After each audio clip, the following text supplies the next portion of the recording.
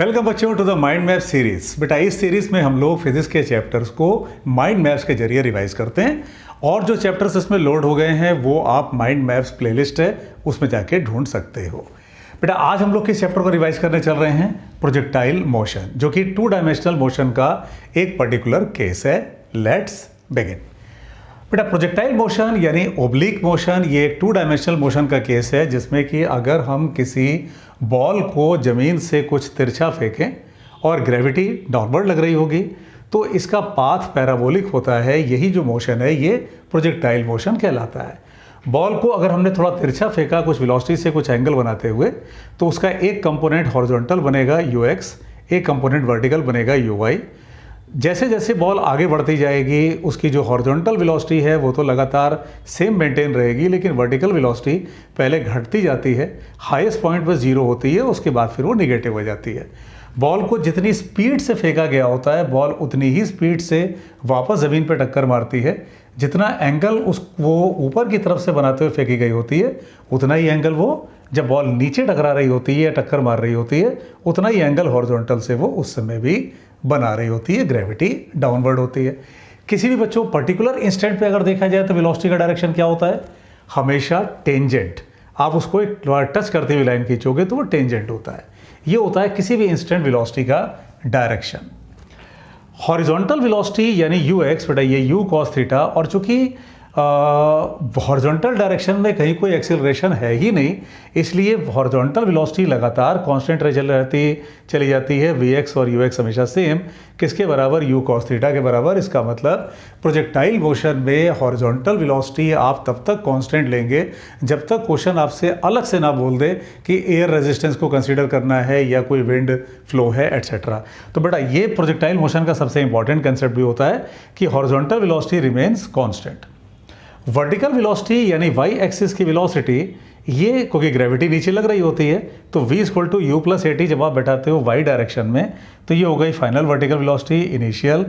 ये minus sign क्यों है? क्योंकि ग्रेविटी का डायरेक्शन नीचे है, g × t। इसके अकॉर्डिंग बच्चों आप ये देख सकते हो कि अगर आप टाइम की वैल्यू बढ़ाते चले जाओगे तो ये वैल्यू घटती चली जाएगी और एक टाइम की वैल्यू पर uy/g पर ये 0 हो जाएगी।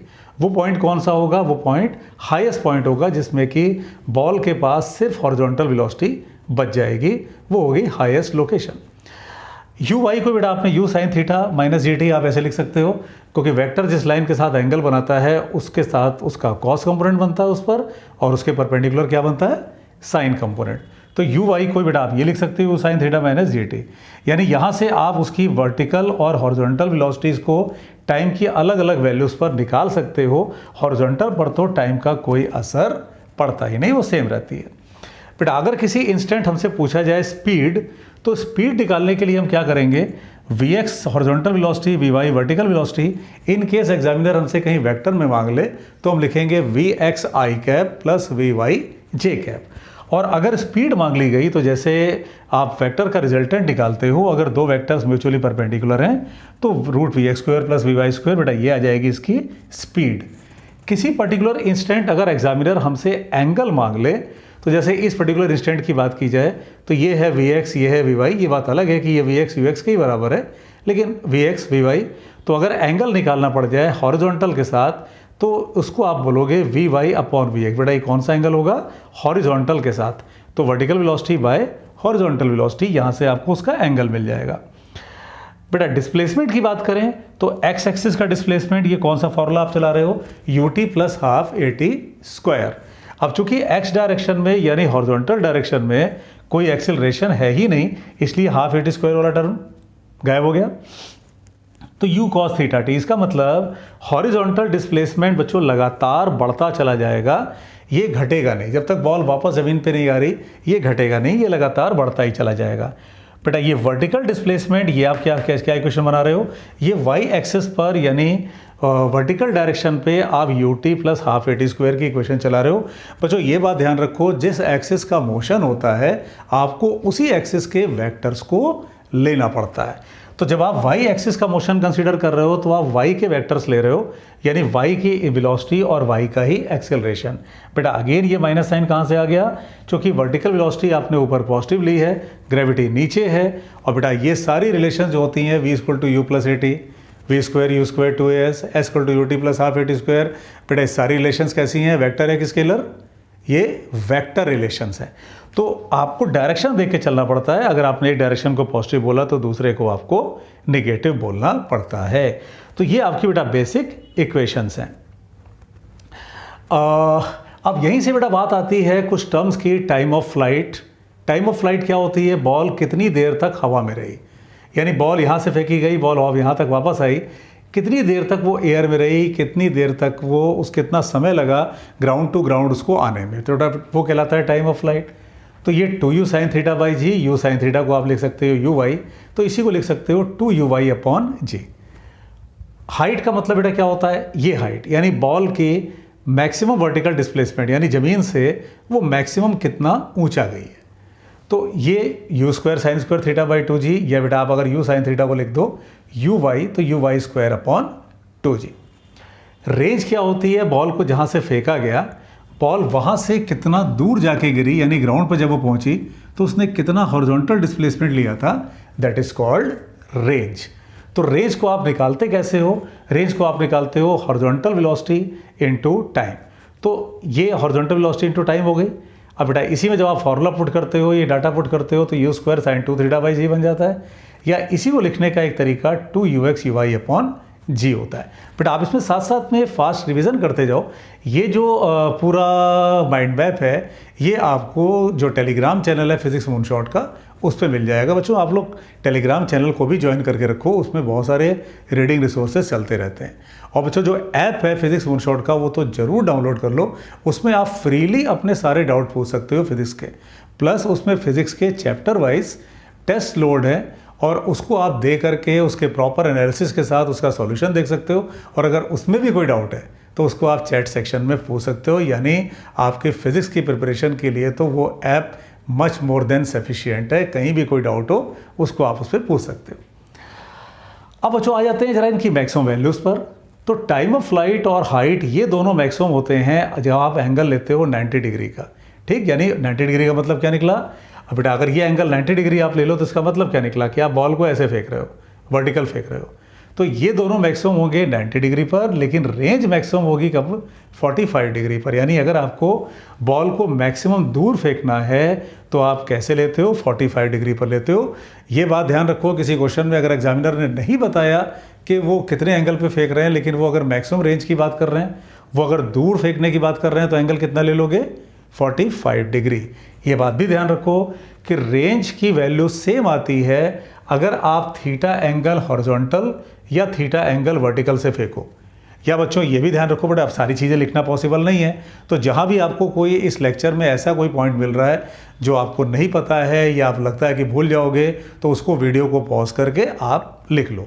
और जहाँ लगता है कि वो चीज़ें आपको आती हैं, वहाँ बच्चों आप इस वीडियो की स्पीड को 1.5x 2x करके बढ़ा सकते हो। पर्पज़ ये है कि आपको उससे बेनिफिट मिले, बेस्ट बेनिफिट मिले, ताकि आप एग्ज़ाम में अच्छा परफॉर्म कर पाओ, वहाँ पे अच्छे मार्क्स को ला पाओ।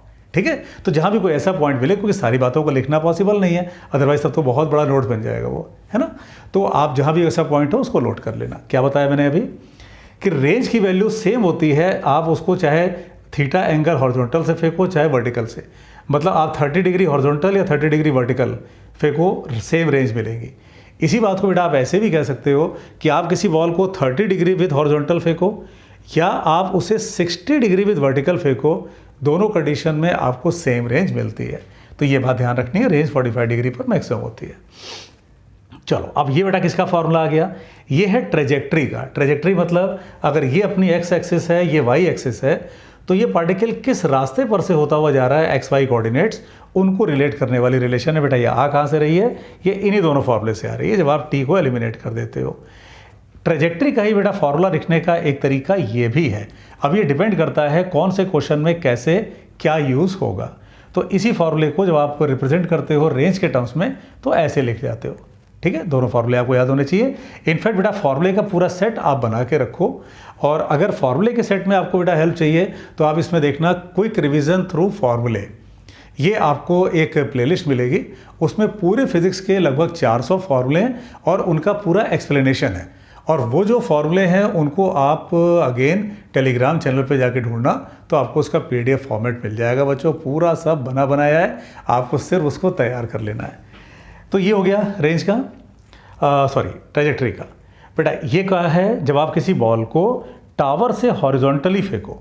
अब अगर ध्यान से देखा जाए तो बेटा ये केस बॉल जो ग्राउंड टू ग्राउंड वाला केस है उसका हाफ है, यानी अगर आप यहाँ से फेंको उस बॉल को तो ये करीब करीब वही बात हो जाएगी जो इसकी बात हो रही है।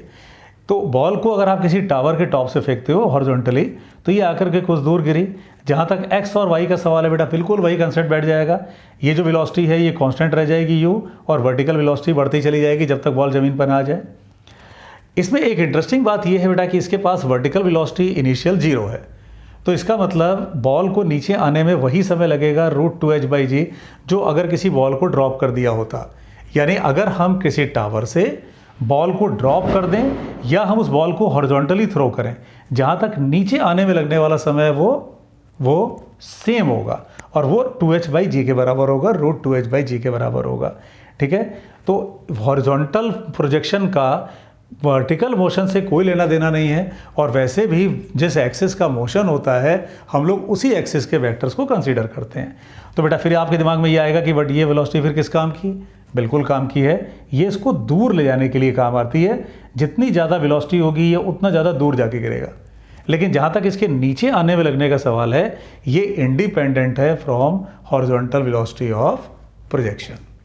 ठीक है, चलो बेटा, क्योंकि हम लोग फास्ट रिवीजन कर रहे हैं बेटा, हम लोग इस पर बहुत डीप में नहीं जाएंगे। पर्पस इस समय इस माइंड मैप सीरीज़ का यही है कि उस चैप्टर को हम लोग जल्दी से रिवाइज करें, ताकि 20-25 मिनट आधे घंटे के अंदर मैक्सिमम वो पूरा चैप्टर अपना रिवाइज हो जाए। तो ये हो गया बेटा। चलो अब इधर आ जाते हैं। ये कौन सा फॉर्मूला है भाई? जब बॉल को आपने तिरछा फेंका तो ये उसका इनिशियल वेलोसिटी रहा होगा ऐसे। कभी तो ऐसा होगा कि उसकी वेलोसिटी को अगर आप पीछे खींचो तो ये दोनों लाइंस म्यूचुअली परपेंडिकुलर हो जाएं। तो बेटा ये कौन सा फार्मूला है? ये फार्मूला बता रहा है कि जब आप बॉल को फेंकते हो तो कितनी देर के बाद वो अपने इनिशियल डायरेक्शन के परपेंडिकुलर चल रही होती है। ये उसका फार्मूला है। यू से फेंका है आपने, जी साइन थीटा, अंडरस्टूड है, यानी time after which ball moves perpendicular to its initial direction. ये फार्मूला किस चीज़ का है बेटा? ये कौन सी कंडीशन है? रेडियस ऑफ कर्वेचर की।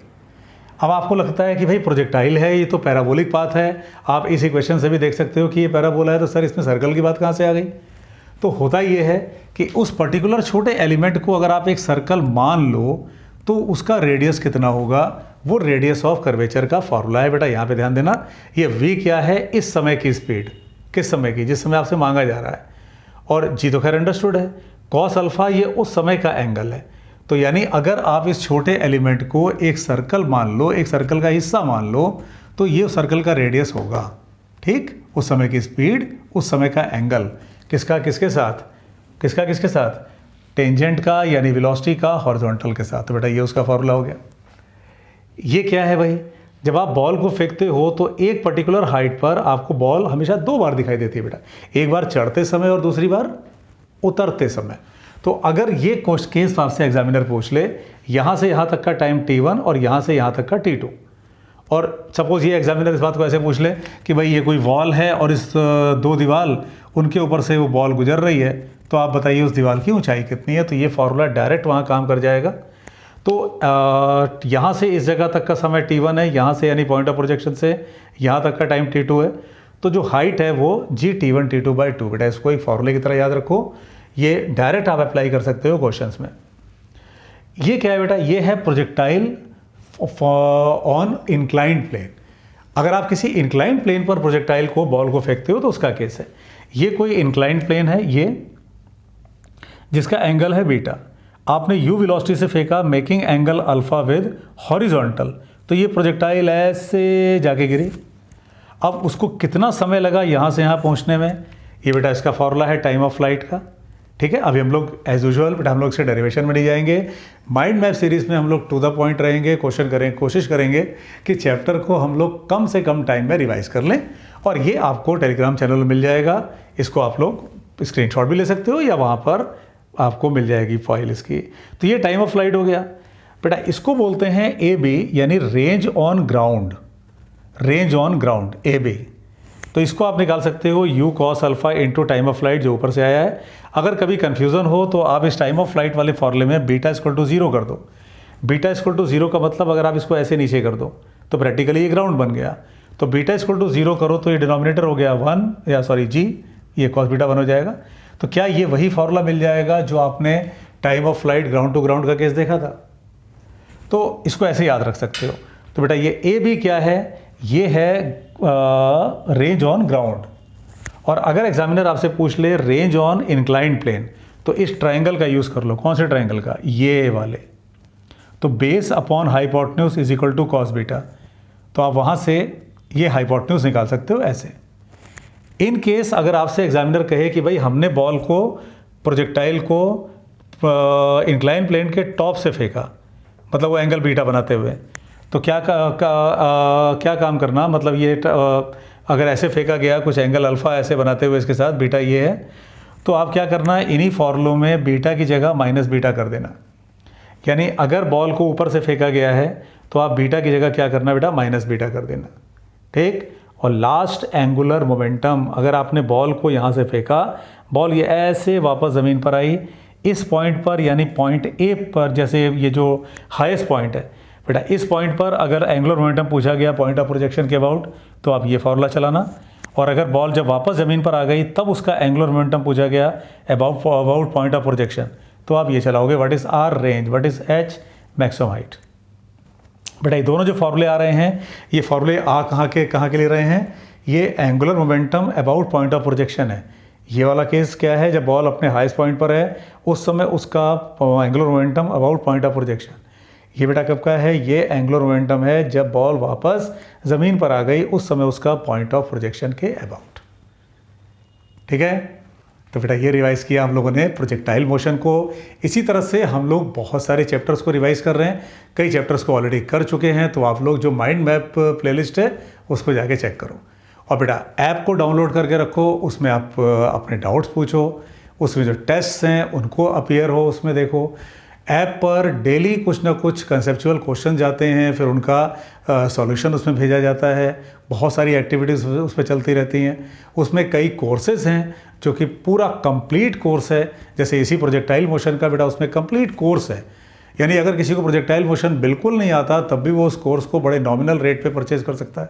और उसमें पूरा टेस्ट भी हैं, असाइनमेंट भी हैं, और पूरा एक एक चैप्टर वेल एक्सप्लेन्ड है। इसी तरह बहुत सारे चैप्टर्स उसमें ऑलरेडी इंक्लूड हैं। तो बेटा इस चैनल को सब्सक्राइब करके रखो, नोटिफिकेशन को ऑन करके रखो। फिर मिलते हैं हम लोग नेक्स्ट लेक्चर में।